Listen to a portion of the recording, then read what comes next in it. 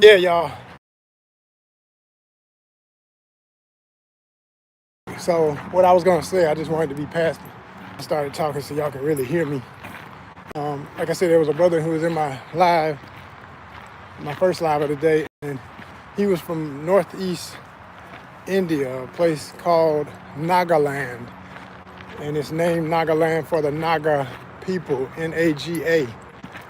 Again, Naga. Shout out to Nagaland. And so, he started talking in the live, and I always say, I never let just anybody talk. I always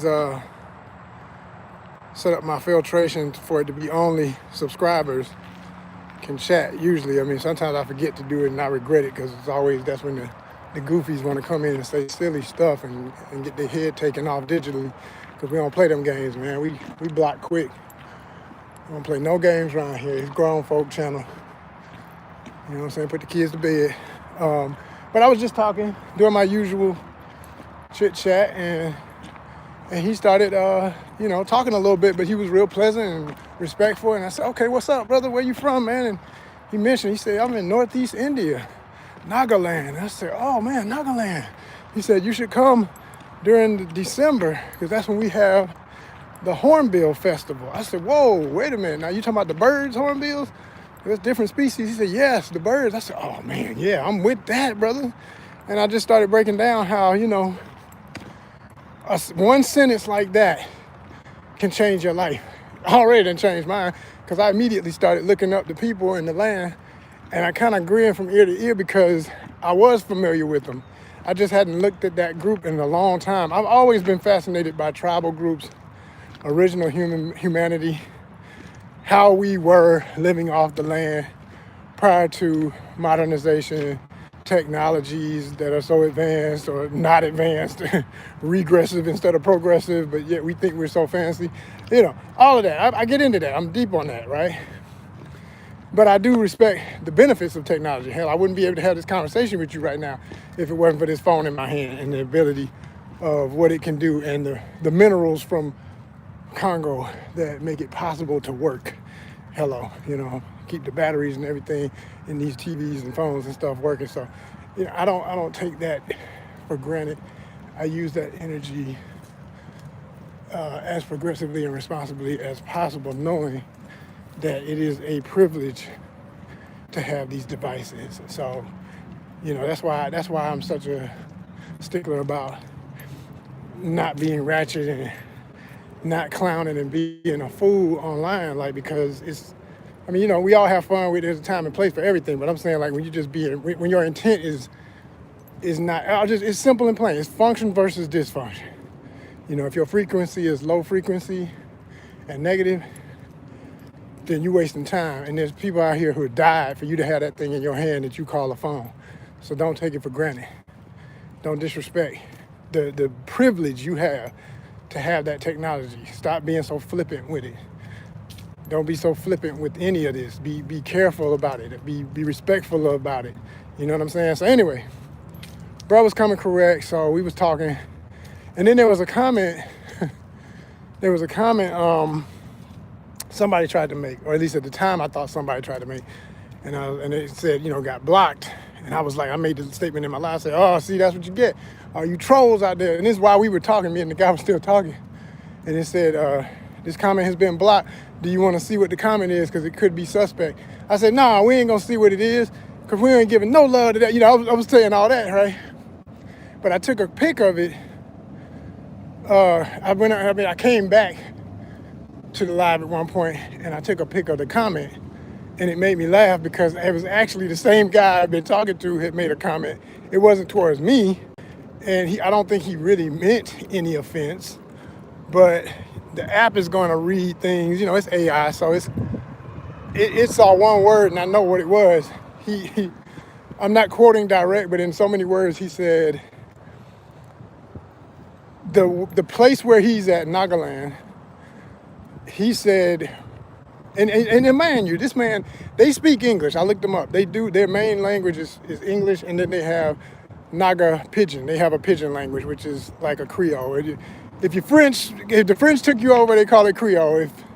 If the English took you over, if that's the colonization, then people say pidgin, pidgin English and stuff. So it's a pidgin form of their language, their tribal language mixed with English that they also speak. But because of that, I always know when I'm talking to people in other places, the dialect and the language barrier, sometimes they're going to say things, they don't intend for it to come off wrong, but it's going to come off wrong.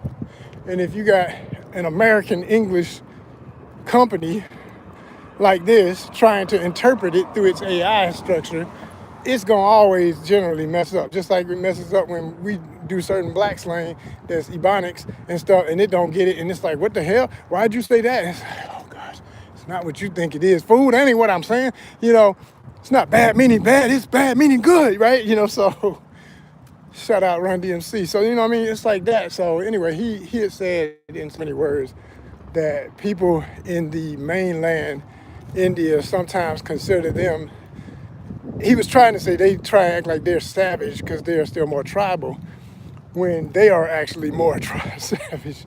And I kind of laughed. I said, oh shit, okay, he's talking about some stuff about how folk be, interpreting them and disrespecting them. And I know he's not saying everybody. I know he's not saying all other mainland Indians are treating them bad or anything, but I know the point he wanted to make, but I know how it came off in the sentence structure too. So the comment got blocked.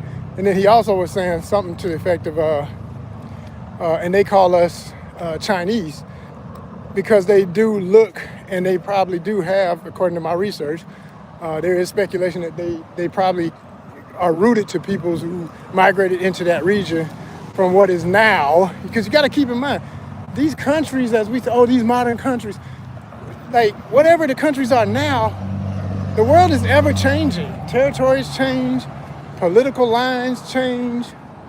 So even if it lasts a few centuries or whatever, stuff changes. If you hell with your centuries, you got any thousands? You got some hundreds of thousands?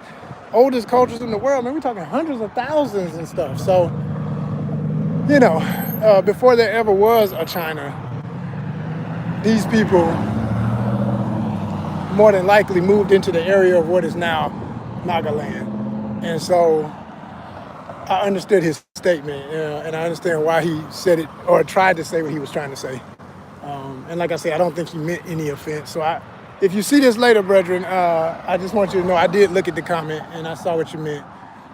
And I don't think you meant no ill to nobody, Chinese or even mainland India. And when they say mainland, I'm saying when people think of India, they think of brown-skinned peoples, whether they be light-skinned or my complexion or darker, who tend to have straight black hair, wavy or whatever texture, but straight black, silky hair. They tend to think of folks who have certain features. They tend to think of people who have certain kind of eye shape, a certain, or they think there's one. Like, yeah, a lot of Indians I've known from some parts have big eyes, right? But then I've also met people who have slanted eyes. And this would be a prime example of people who have slanted eyes, who are still Indian, geographically, natively, from the land. So you cannot say they're not Indian because they don't look like the majority of people who get labeled as Indian. It's so stupid, to do that. And I get how some people do that. They love to do that. They love to be like, well, you're not this and you don't look like that. And even in our conversation, me and the guy who were talking, I asked him the question because at first, in my assumption, which I try not to do, but hey, we're only human, I said, you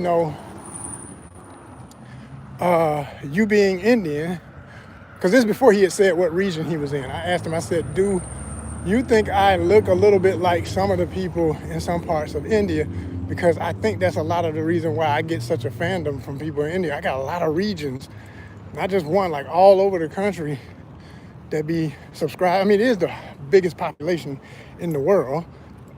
So I get that, place with the most people are going to be online. There's more people there too, got access to the internet. So they're going to check me out and I appreciate it.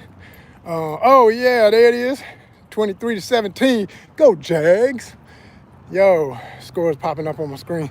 Just want to shout out them Jaguars real quick. You know what I'm saying? Hunter and the crew down there doing their thing in Florida, man. Like I told you, I got fam. You want to hear a funny story about that, I'm not going to say it again. But in my first live today, go back and watch that. I was talking about that. Talking about I was wearing my Jaguars hat the other day, and somebody from Atlanta wanted to question my loyalty to the soil. I'm like, bruh, first of all, you young, way young, not even way young, but young enough to not be asking me a damn thing.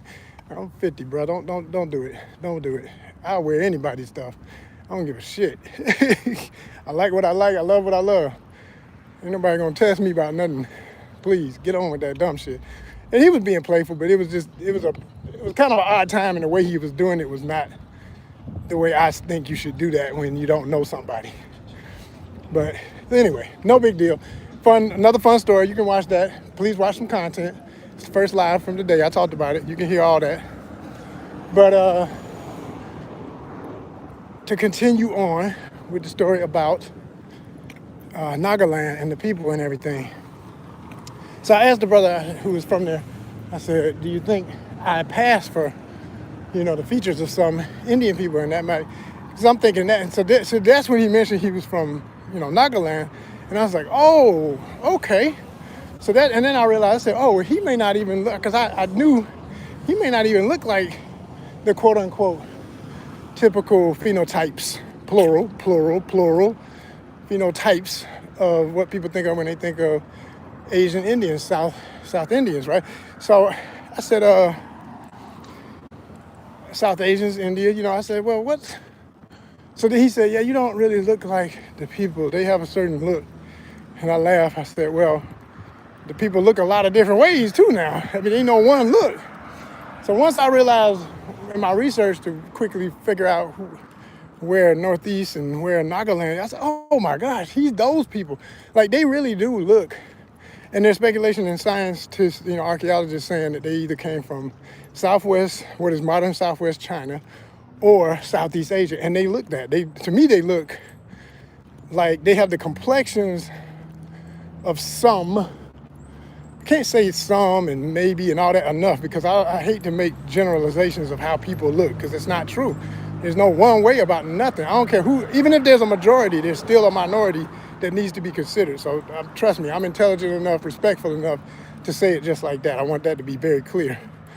Okay, but if I put it like this, if some of the men and women I saw in photos when I looked up these people were not in their traditional garb, if they were wearing Western American style, popular clothing, whether it be, just very traditional. When I say traditional, I'm saying like business attire, business suit, shirt, tie, whatever, or wearing street clothes, what I'm wearing right now, something like this, if they were wearing what I'm wearing right now, a pair of jeans, no top like that, if they had on something like that and they were in America, baseball cap, man, come on, you would be, I promise you, you would just be the hip, cool of any age Asians from East Asia.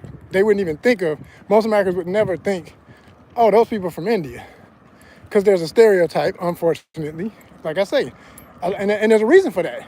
You don't meet too many, like, of all the Indian people in the United States right now, I can say this with all confidence, I know there's not a huge population of Indian nationals in the U.S. that are from that particular region. They are from every Indian I've ever met and even had connections to as friends that are here, typically are going to be from the north, west, or south. And a whole lot of them in Atlanta, or especially north and some west, a little bit of south. But I'm not saying the south ain't here, because actually the first lady I ever dated that was Indian, she was Kannada, which is South India. And so yeah, there's people here, no doubt about it. There's people here from all parts of India, but I've never met anybody here who was like, yeah, I'm from Northeast and I'm, Naga. Like, yo, that's different.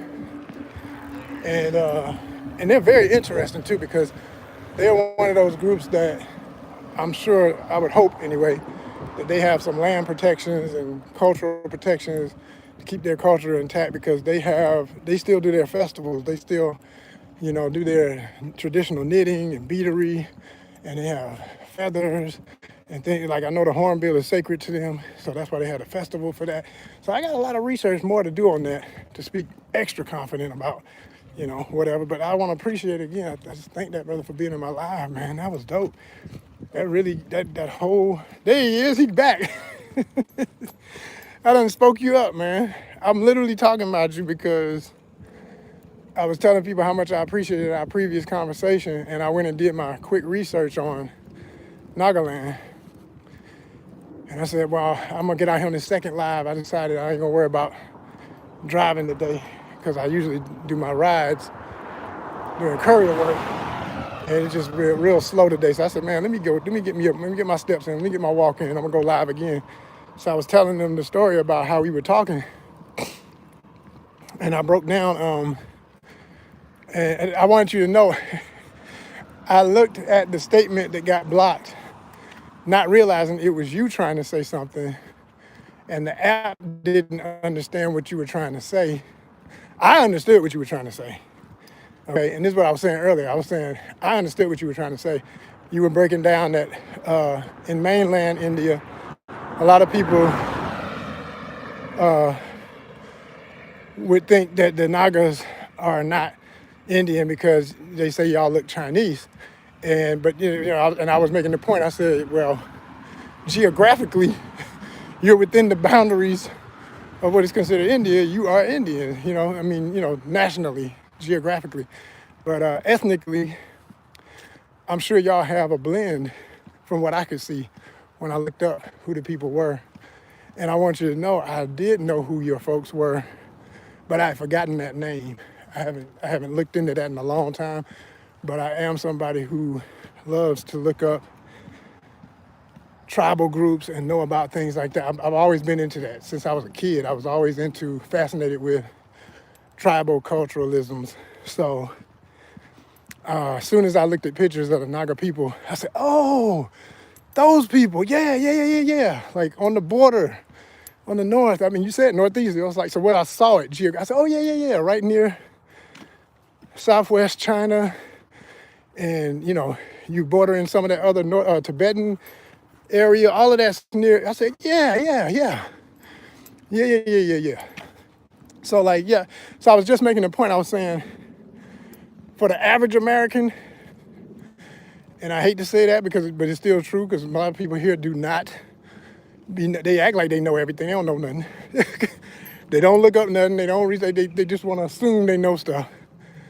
But unless they really do the research, like I said, I like to do, they wouldn't be aware of people that look different than what they're used to thinking of when somebody says, hey, I'm from India. But I know better because not only have I seen so many types of people, but he says, I think you searched up, we were also known as headhunters. So about that part and the warrior culture, I didn't even get that far. But again, I'm not surprised or not knowing because, see, the problem with American shit, they tend to mix a lot of mess with actual history when they make up movies. So, for instance, in the Indiana Jones Temple of Doom movie, right, which is some stuff I grew up on, and at the time when I was a kid, I didn't know no better. This is a cool character. I like Harrison Ford because I like Star Wars. So, Han Solo's playing another character, so I just like this guy. Then I get old enough to realize, man, this character's fucked up. This dude is an asshole. Like, yeah, he's cool, but he's an asshole because he's literally stealing people's artifacts from tribal cultures that are much older than anything European or Western in general. So they're up here and then they want to justify it well, we've got a right to take your stuff and put it in a museum. No, you don't. You never did. And you still don't. It's you wrong as hell and you're going to always be wrong for that shit, right? But anyway, in the movie, that's the one where, I don't know if you ever saw it, but that's the one where he was fighting against the Indian, quote unquote, cult that was supposed to be a play off of the Thuggee, which is the root of the word thug. You may know all of this already, but I'm just saying it for anybody else who don't know. The root of the word thug comes from the thuggy. It's thug and then double E, and that's how this. And it's, it was a word that, to my understanding, the British put that on the people, calling them thugs when they took the word thuggy and changed it into just thug. They took away the actual word, and that was their way of trying to, disrespect the group, because what they were was kind of like a Robin Hood group, where, yeah, they were brutal, but no less brutal than the British ever were to taking over a whole damn country. Hello. So, it's that kind of stuff. But by the time it gets in a Hollywood film, oh, they mix it in with stuff like bits of the Naga people stuff in there, with the head hunting and other groups who may have done that at different times traditionally for whatever reasons and everything. Because I'll just say this. Because I've always been fascinated by tribal culturalisms. In my study of it, I've always found that, first of all, people didn't do that just because they were born on some evil shit, like, oh, I want to eat somebody. No, it was circumstantial. And it always came down to a lack of resources. And that's with anything with humanity. If people get in a situation, in a scenario where, okay, there's tribal warfare between groups or whatever, there's a certain lack of whatever the main protein source is for meat, and there's only but so many people or whatever, in certain very unique situations, people would prey on each other. But that's something that people did as humans, first humans probably, in the very beginning of us, all the way very back. I'm talking about all the way. So when it became something that they tied it in with their cultural stuff, yes, it's you could try and weigh it on somebody's moral compass, but the problem is, I'm not gonna weigh nobody's moral compass based on nothing that no European ever did, because I know how much shit they do for the ones who did what they did. Not everybody with that either, because everybody ain't with the mess. Not every European was always about conquering and taking it to this day. And that's why I'm cool with anybody, I don't care who you are, as long as you ain't on no bullshit. Period. I don't care who you are. But yeah, so anyway, I haven't gotten that far into refreshing myself on the Naga, but I did like what I saw with the traditional arts, and me being an artist, and I love decor and self-adornment and all of that, and I saw the festival, how that looks, and the beautiful red and black and other colors, and I saw a lot of red traditionally in the garb, and I saw the big feathers that I know are the backtail feathers of the hornbill, and all that. And so all that was really cool, man. All that was really cool. But let me see, what's it say? I ain't even been reading what you're talking about. Let me see what you say. Whew. No, for the headhunt, yeah. There are lots of people with myths. Let it be. Okay. I know you're trying to say it in English, and I kind of understand, but I ain't gonna say I totally understood. But we communicating. But that's that, like I say, so people try to interpret things, and they don't know. If you're outside of a culture and you've never really been in it enough to get to know people and where their head is at about anything can be twisted to sound one way or another way. And all I deal with is function over dysfunction. So I'm not even gonna get into right and wrong. I just deal with function over dysfunction. If something is dysfunctional and over time it causes pain and strife and mental health issues, which of course the stuff we're talking about would, right? That's got to be done away with. And in most cases it has been, In most cases it has been. There are some, I know there are still places on the earth where some of this taboo stuff still could happen, but it's not normalized as much. Now, what I don't like also, like I say, when some folk come in and start saying, well, we know a better way for you, but they dirty as hell already when they got there. Because when I looked up, when I was still studying about the Naga, what I did see that the main reason people even speak English is because of Christian crusaders coming in, pushing the European version of Christianity. And I said, oh boy, here we go. So that's when it gets messy. It always does. because these folk have a history all over the world, the ones who do that, not everybody, not even everybody who does that, did wrong, but there's just too many examples of the outcome and where people were taken advantage of once a group has come in, colonized the area, taken the resources, somehow inflicted poverty on the people. And the only way you do that is you're gonna find out what conflicts y'all already got amongst each other. Oh, okay, yeah, y'all beefing. Okay, so you're gonna pick a side, arm one group, take out the other one. Whoever's considered the weaker, they're gonna take them out first or make them subservient. Then they're gonna take the ones who are stronger, and guess what? Then now it's your turn. This happened all over the world, and it constantly happens. It's what happened in West Africa. It's what happened in other places, but the specific one I would make reference, you talk about the ancient kingdom of Benin. Benin was notorious in the transatlantic slave trade.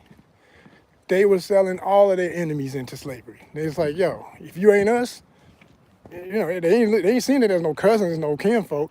It's like, it's them versus us. They were selling folks to the Europeans. But as soon as they had exhausted all of their enemies, guess who the Europeans wanted to put on the boats next? Benin. And this is a fact. Ain't nobody gotta believe me. I'm giving you the short, nice, quick to the point version. If you might want to look it up, it's all there. It ain't nothing taboo about it. It's all facts. It's all facts. But that happens a lot.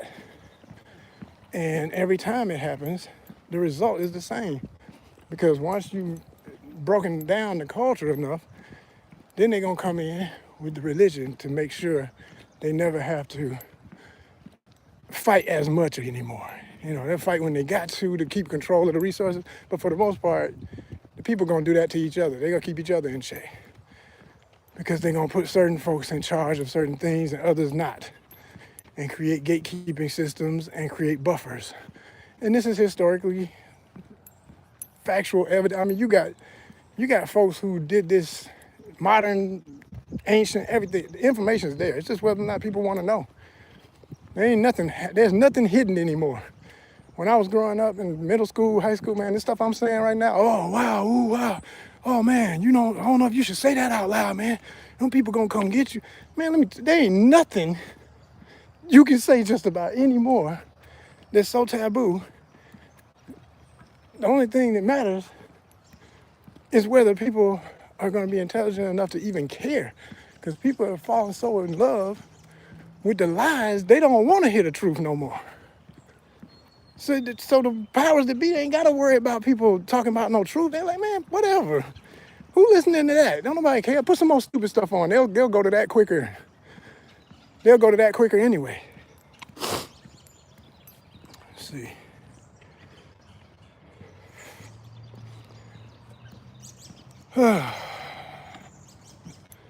There's a tale that...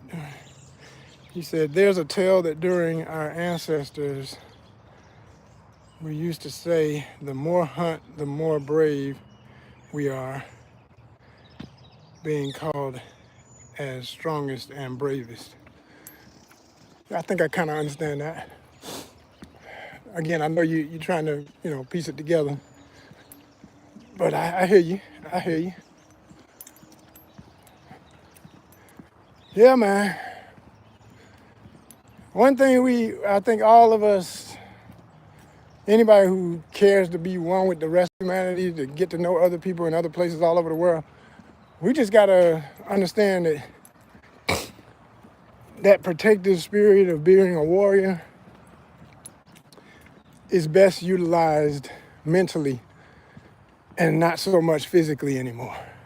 I say not so much in the sense of, we always gotta, be ready for any kind of physical danger or whatever, blah, blah, blah. But the real threat is always people controlling your mind and how you think. So the more of us who think in a way that's not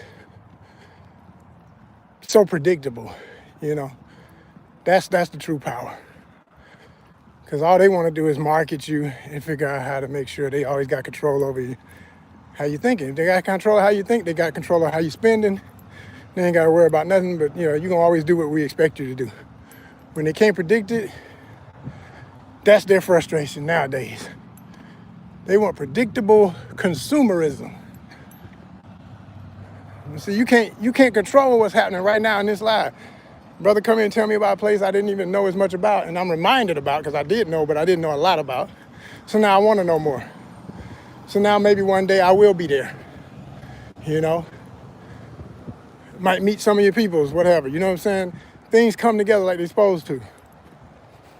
But that's when we open to that kind of energy. Yeah. A lot of people just not open to getting to know nobody else or nothing else other than what they already familiar with. They just, they lock themselves into a little box and stay there their whole life. I can't be that way. I love knowing about the world.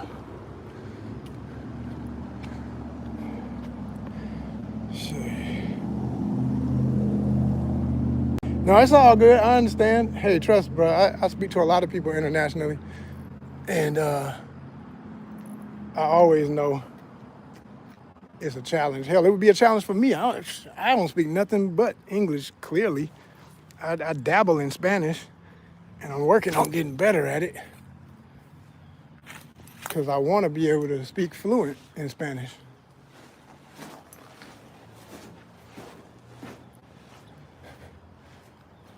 Yeah. I want to be fluent.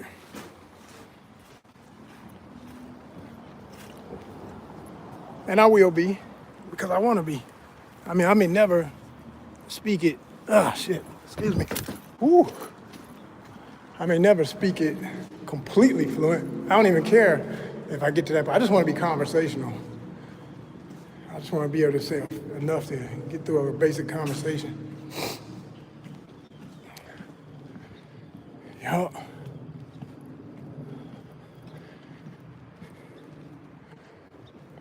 Ooh. It's not so scenic, but it's because it's winter, so all the plants are dead. But this is really nice when it's green.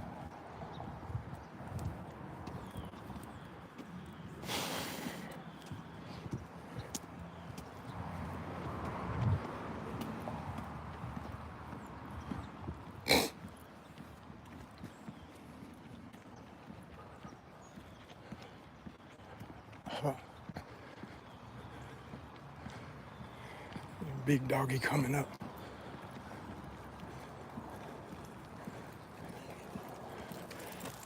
Big baby. Big old poodle. At least he was a nice one. Most of the time they be aggressive as hell. They be like, what?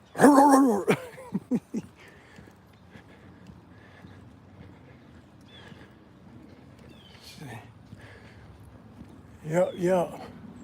That's good. This is a walk I needed. Starting to get that little bit of damp sweat. That's how you know you're working. Where you're supposed to be. So yeah, man, in my looking up Nagaland, I saw that y'all are in a like a hilly area. It's like high altitude and stuff. And I saw that all kind of pictures were popping up. And one of them was y'all had a beauty queen that I don't know if she won, but she ran for like Miss India one year. She was gorgeous. I was like, oh wow. It was a lot of pretty girls, a lot of ladies looking lovely. So like I said earlier, man, hey, I'm a real straight man all day. So it's like, yo, anywhere in the world, you got some beautiful women and it's peaceful and everybody cool, I'm there. I'm there.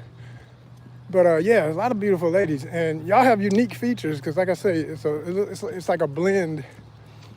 Reminds me of people when I was in Malaysia, but different. Y'all kind of like the Malay, a little bit, just a little bit, not a lot. But it's like if they were more mixed with the Chinese, which there's Chinese in Malaysia too. So it's a lot of blending with that, even though some Malay are in denial of how mixed they are. That's a whole nother conversation. But yeah.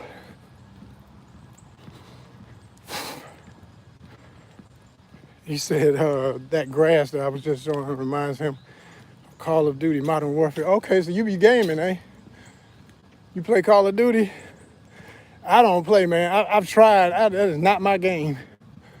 I'm a fan of the look of Call of Duty. Like I mean, when they do the sci-fi fantasy versions of the story with all the extra add-on stuff, I love all that. All that be looking cool as hell. Like in the last seasons, there was this one big black dude character. You probably know who I'm talking about. He got like that gold crown, that skull mask, and he's a big guy. And he's one of the main characters that I looked him up to find out he was one of the main characters in the original storyline. And I forget his name, but I was like, man, I just want to play with. I want to play with. But here's the thing. Here's what cracks me up about Call of Duty, right? You can't see yourself really. Everything's still from hands to the weapon. Like you don't really see the character. So for people who go through the stress and the money of buying a skin to get a look, the only time you get to see your character and be like, I look cool, is right before you jump out the helicopter. Like seriously, before you jump out the plane or helicopter or whatever, fly you into the map. That's the only time when you picking your character, when you picking your gun. That's the only time you get to see yourself like looking cool. Like nobody care. Like you in the game, you just get shot. Like don't. It don't last but a second if you ain't that good. Like I admit, I'm not on PC either. That's the other thing. I've met guys who play on PC and I realized, oh, no wonder I can't win. They talking about buying all these little mods that give you extra target perfection and help you to make sure you dodge before somebody shoots. And man, no wonder I can't win. I'm on console over here, roughing it, doing whatever I can. Waste of time. Now I tell you what I do play. Since you're new to the channel, if you want to check out some of this, look under my playlist called Bustin' Pixels. Bustin', Bustin' Pixels, as in pixels that make the imagery on games. And that's all our gaming content. It's not just playthroughs, but most of it is playthroughs of me playing my favorite games. Everything from Tekken, Soul Calibur, mostly Cyberpunk, because I love Cyberpunk 2077. And my favorite tactical game for a game like Call of Duty would be Blood Hunt. Vampire the Masquerade Blood Hunt, which is still free if you want to play it and still open. Even though they didn't completely close the server because you can play it, but it's like they're not adding nothing new to it. There's no new seasons, nothing, but it's still a community and people out there playing all the time. But I love that game because it's simple enough that when you play the trios, which is all I play is trios, you know, you get your 3 players. You don't even got to have 3. If it's just you still get in. You ain't got to wait till they get 2 more. If they ain't got 2 more, whatever. They'll throw in some bots. You'll be shooting against the computer, whatever. But most of the time you're playing against at least half, if not 3/4 actual people all over the world. Some of them be on PC. And you can tell, because I say, when you get that character, like, man, you doing all your best moves and they always hit you no matter what. I'm like, man, here we go again. Them PC players, so they got an advantage. It is what it is, but I ain't got time, no money. The money I would put into these computers, these folks be talking about, I built this system and do you know how many trips that is? All that tell me is you don't travel. And that's all I hear when I hear people, yeah, I bought this and I got this and I'm a consumer like everybody else in America and most people in the world. I like cool stuff. I love them. Y'all see, I love the shoes and stuff, but notice I'm showing you the shoes. I don't own them shoes. In a year, I might buy 1 pair of the shoes I ever show y'all on camera. What's more important to me is going fishing in Nagaland. Let's go to Nagaland and go fishing. Now that's an adventure. Not whether or not I could dodge somebody on a PC on the computer. Yeah, I'm not even dissing gaming because that's a part of ONYXCON. We love gaming. But in my personal priorities, man, look, travel is like this. Travel is like this. Fishing, traveling, outdoors, walking. You know what I'm saying? Staying healthy. Beautiful ladies. That's all up here. All the other stuff, yo, outfits, I like clothes, I like cool stuff, whatever. I got enough stuff in my closet to put together anything and look fresh any day, all day, every day. And I got my work gear that I still can stay fresh. My goal is some damn travel, especially in 26.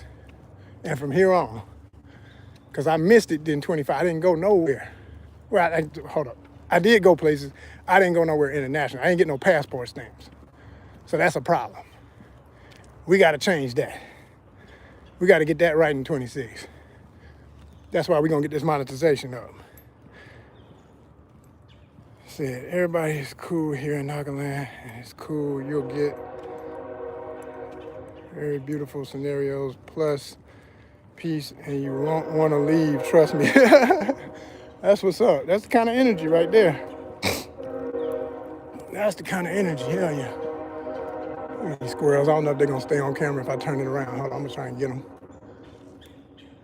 They're not moving, but if one move, you'll see them. It's a typical gray squirrel. All over the southeast. There he is, boom. They're getting their eat on before it get cold. They know when it's gonna change. It's warmish now, but it's gonna get cold again. Guaranteed. Guaranteed.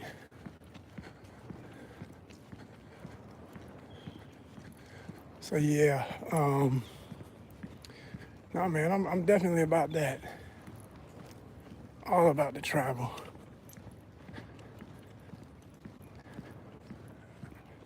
I admit, as far as going back to Asia, like first place I ever went international stamp was Malaysia. Or I put it like this: first place on a personal journey, because when I was young, me and my family, we went to Bahamas, and that was cool. But that was like, I was in 5th grade. It was a family trip. But I'm saying, being grown, doing it for me, much later in life, I'm kind of getting started later, but I ain't got no regrets, because I know I'm gonna enjoy myself wherever I go. So,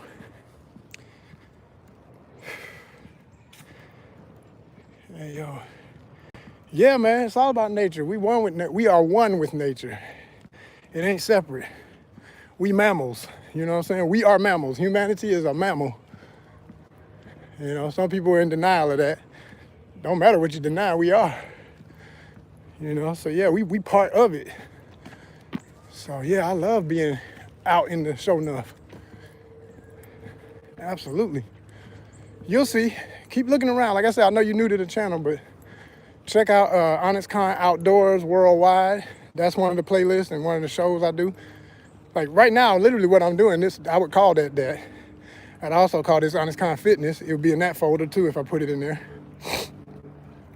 But most of the lives, I usually don't even drop them in the playlist. They just there, and I try to go live almost daily. Vibe out, chill with y'all,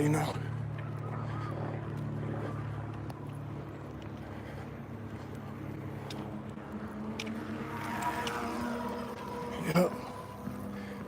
Watching for dog poo out here, because people be walking their dog and they don't clean up.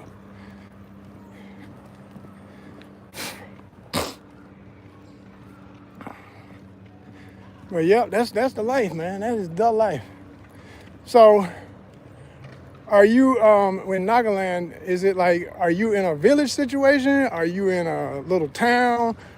Are you in college? Like, how y'all do it? What's your situation? How's it like out there?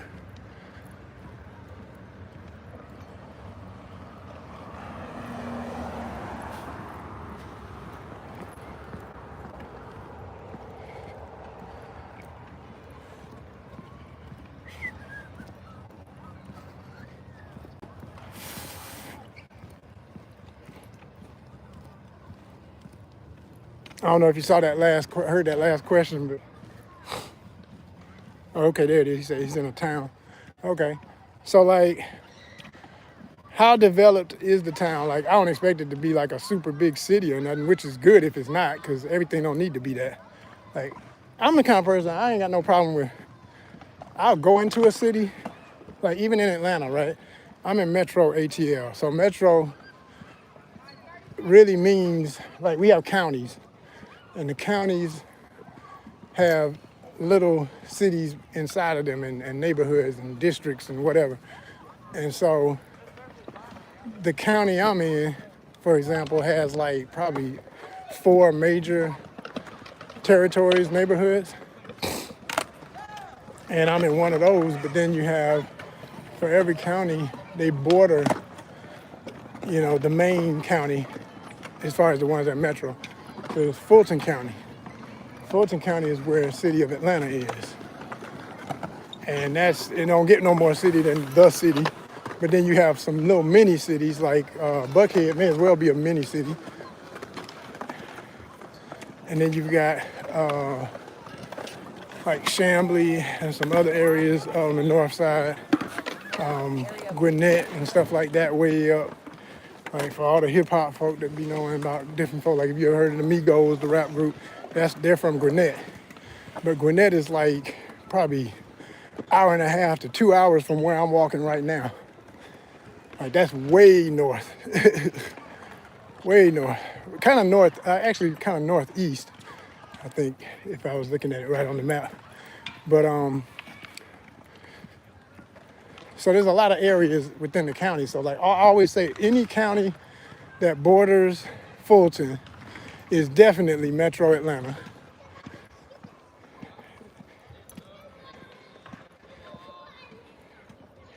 He said he's in a town, but it's kind of like a big city.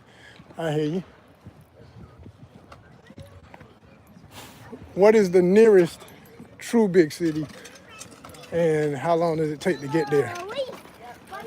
Like as far as like an airport, where would be the closest international airport to Nagaland?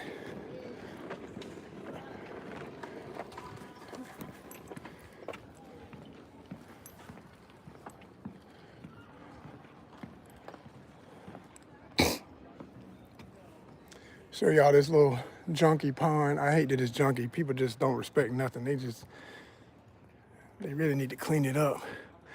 And it's definitely not pretty right now in the winter with all the dead stuff and bottles and junk floating in it. And it's not. There are fish in here, but it's not. It's definitely not a place I would fish. It's not a fishing hole. This is like in the middle of a neighborhood. And but there is a where is he? I just saw him a minute. There was a great heron I saw. Oh, there he is. He's so far over there, y'all can't tell what he is, but there's a great blue heron. If I can zoom in, you might see him moving. He's that gray thing you see standing in the water. One of my favorite birds.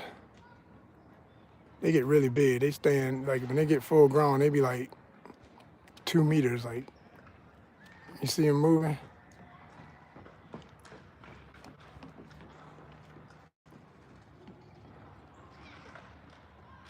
Pardon the hand is shaky. I ain't holding no gimbal. This is me holding the phone.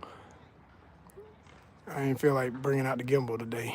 That's a whole nother complex scenario. Gotta have it charged, all this other stuff. Said Dimapur. You get a train station and an airport, Dimapur. Okay, have to look that up. So that's the connect.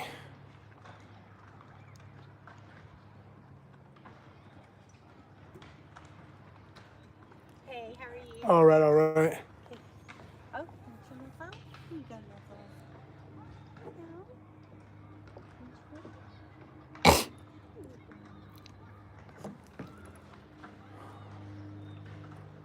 Yep.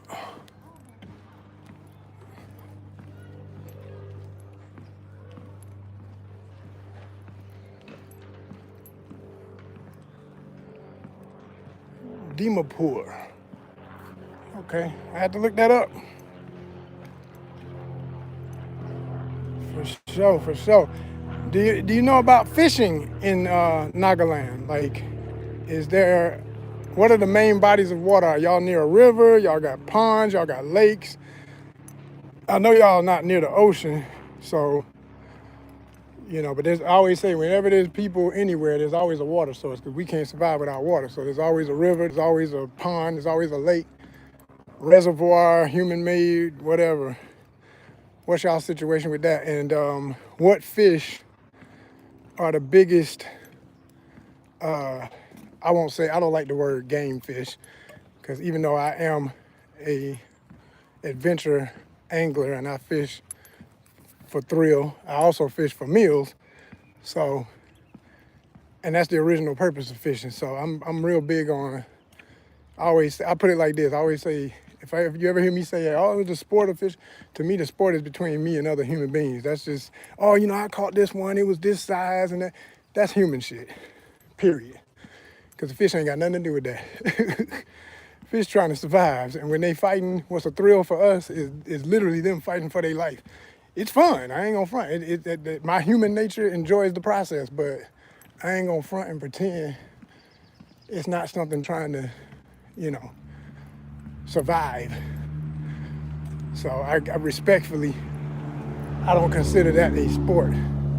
The only sport is, like I say, once I get it in hand, if I decide, it's like catch and release, or somebody go get the grease, whichever decision, that is, all of that is the human stuff.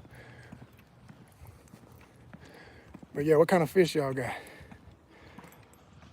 Oh, y'all got catfish. Word. What species? Do you know, like, what's the traditional, what's the common, I'll put it like this, what's the colonized name for it? Because I know how Europeans are. They come in, they're going to name it whatever they want to call it, but I want to know what the Naga call it. That's what I want to know.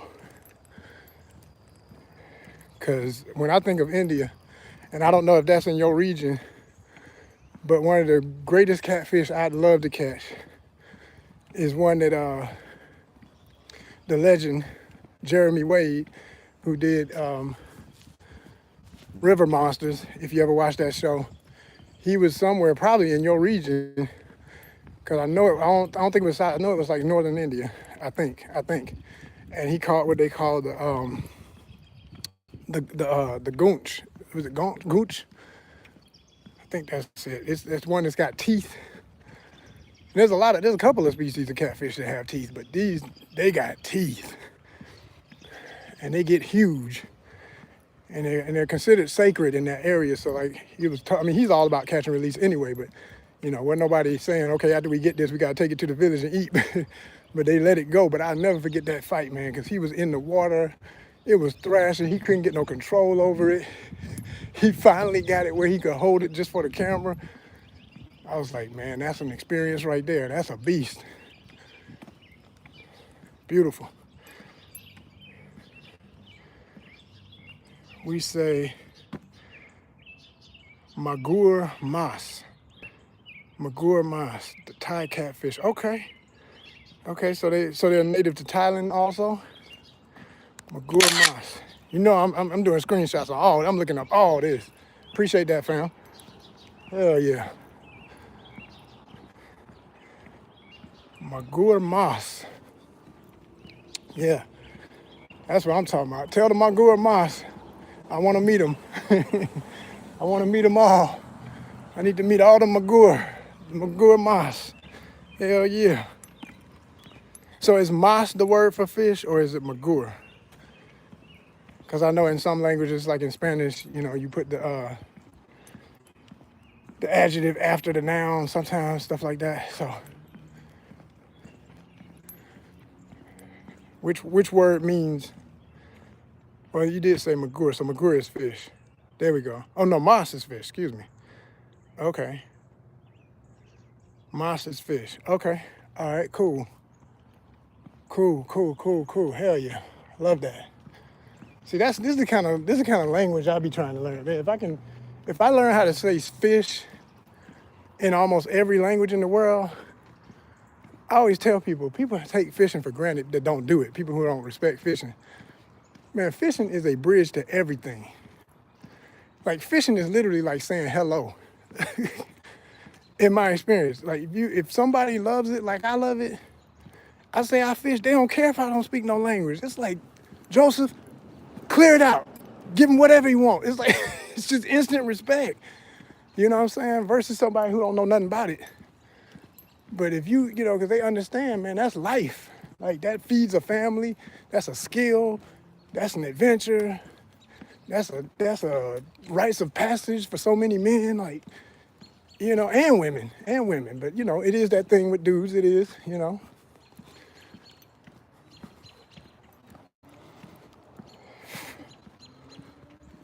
He said if you don't get any fish while fishing, and you can buy it from the market as well. I feel you. That's what's up. What other besides the catfish? What other ones do you know of? And is this is the main source of water that you know of? Is it rivers? Is it a lake? Is it a lake that's fed by a river? Where are the magur mas typically? And what other fish do you know of? Like what other species? What other kinds of fish y'all got? Cause I'm trying to remember the name right now. I know in Malaysia, with the Malay words, like from Indonesia to Malaysia to even parts of Thailand, they have these common words because of the language connections. And it's, I think it's, I hope I'm not saying the word wrong, but I think it's ikal or something. I know it's something with an I, but I think it's ikal. I forget. I don't forgot. I need to look it up again. But it's the word for fish. So every time I'm watching anglers from that side of the world, they all say it. And like, just like how in Malaysia, there's a word that means the top or the best. And so whenever they catch a fish and everybody's excited, everybody says, mantap, mantap.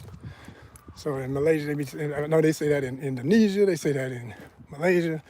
And because it's mostly a Muslim country, of course, they'll say some words in Arabic, they'll say inshallah, they'll say, other words in Arabic, all of that. But no, it's a big thing about fish. Fish are cultural connectors, big time.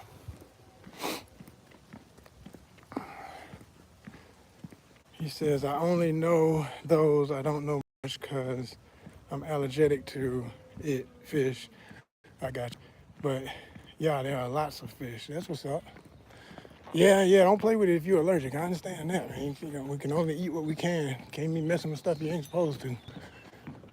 I know all about that. Thank goodness I'm not allergic because I love fish. I love seafood. I still don't eat everything, but like I never liked oysters. Yeah. And I ain't into no sushi raw. I mean, none of that raw stuff. I don't like none of that. And cook my food. I mean, some stuff can be raw with vegetables and stuff, but that's about it. That's about it.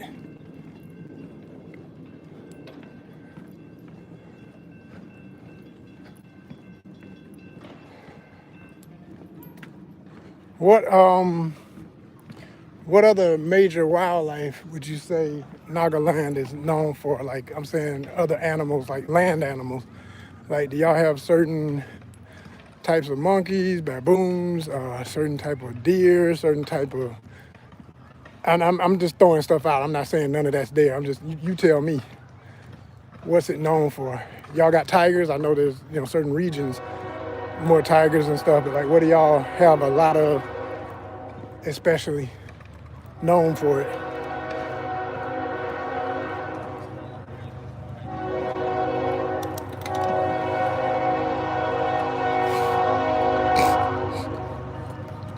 I need to eat my apple.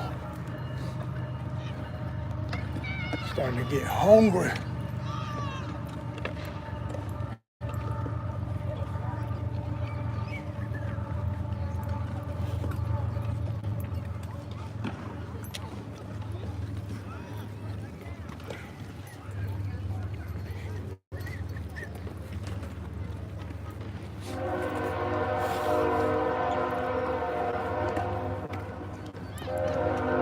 I said deers, tigers, wow, bears? What type of bears? I know there's Asian bears, but like which type is it? The sun bears? Is the what kind? He said they're all here in the zoo, but some live in the jungle. That's what's up. That's what's up. It's the real deal.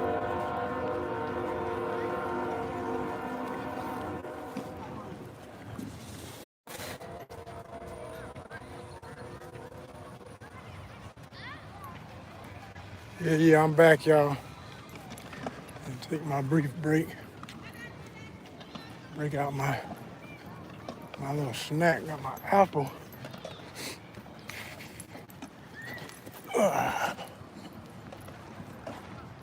Whew.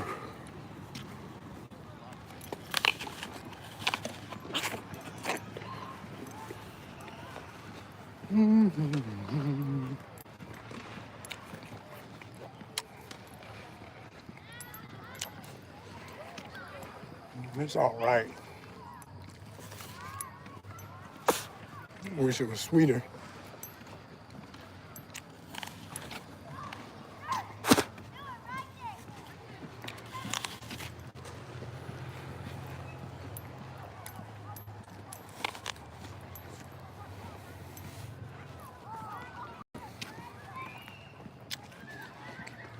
No, that was a cool combo though. Like chopping it up with my international people.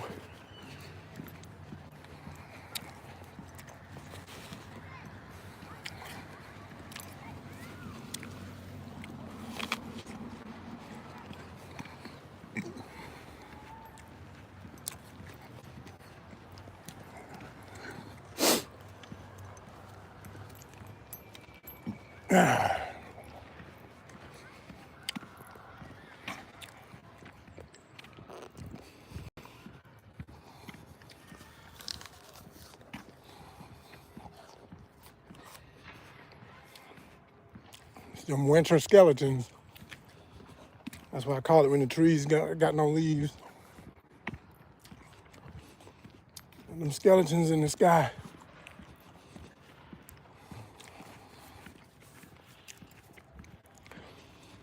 Wintertime.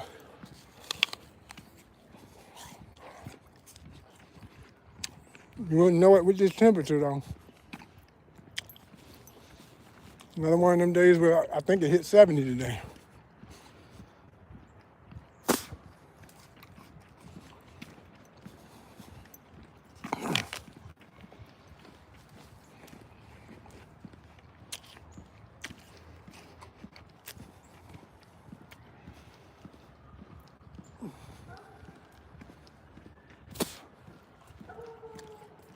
Ooh.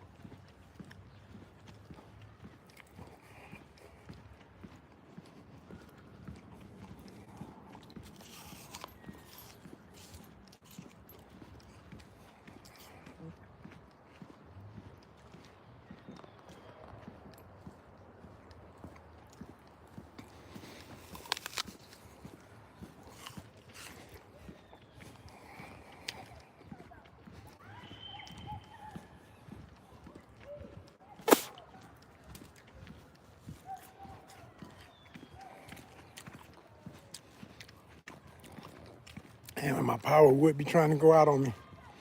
Well, I'm gonna charge this phone, y'all. I'll holler at y'all later.